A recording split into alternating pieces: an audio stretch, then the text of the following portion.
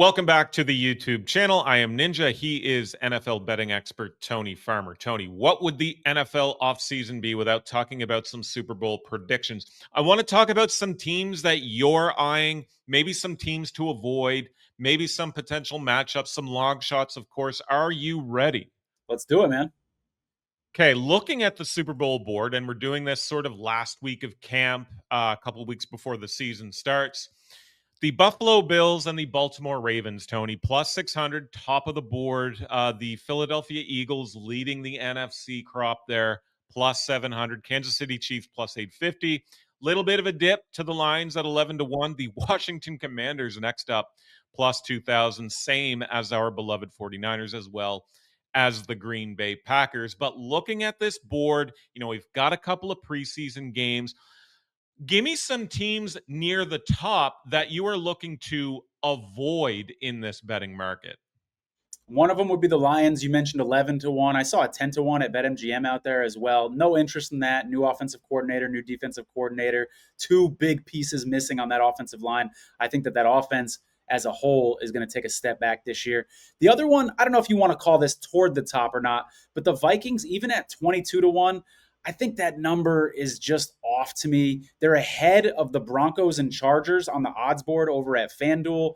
I think the Broncos and Chargers have a much better chance of winning the Super Bowl than the Vikings do. I mean, can you imagine JJ McCarthy winning a Super Bowl with the Vikings in what is not technically his rookie year, but what is essentially his rookie year?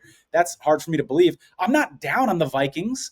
I think that they could make the playoffs. I think they could surprise some people this year, but 22 to 1 for the Super Bowl, I have no interest in that. Who do you like as potential teams to bet near the top of Super Bowl futures? I like the Bills a lot. Shop around. You mentioned plus 600. I've seen a plus 700 out there.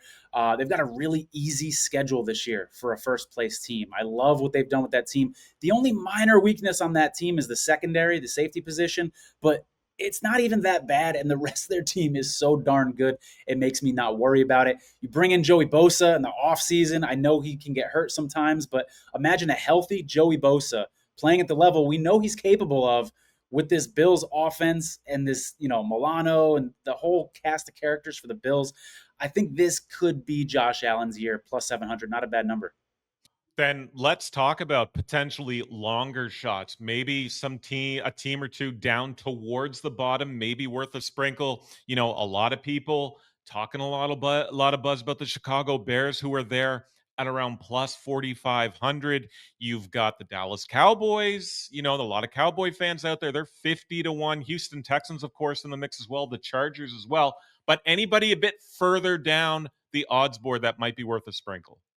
I don't hate the Bears call out because I think that's a, high ceiling, low floor. I think that if everything goes right for them, people stay healthy, etc., I could see the Bears getting deep into the playoffs. Super Bowl seems like a little bit of a stretch. But the team that I like here is the Broncos at 25 to 1. I think that this is just great value on a team that, what are their weaknesses? We know they have one of the best defenses in the NFL, if not the best defense in the NFL. They've got the second best offensive line, according to Pro Football Focus. I guess you could say the running back position was their weakness last year. They've got rid of Javonte Williams. They drafted running back RJ Harvey in the second round. You bring in J.K. Dobbins. They've upgraded the running back position now. I mean, this is a really good all-around solid team. And if they make the playoffs, which I think they will, they're in the AFC West, so we know they're going to be battle tested and they're going to be ready for those tough playoff matches. So I could see a Sean Payton coach team at 25 to 1 potentially winning the Super Bowl. And the other one I'll give you, I don't know if you want to call this a long shot at 20 to 1, but let's throw the Commanders in there. Again, high ceiling, low floors. Wouldn't be shocked if the Commanders took a regression step here, just because we've seen that with CJ Stroud and maybe the tapes out on Jaden Daniels. That wouldn't shock me, but it also wouldn't shock me if this dude just improved and continued to get better and led his team to the Super Bowl. 20 to 1, something to think about.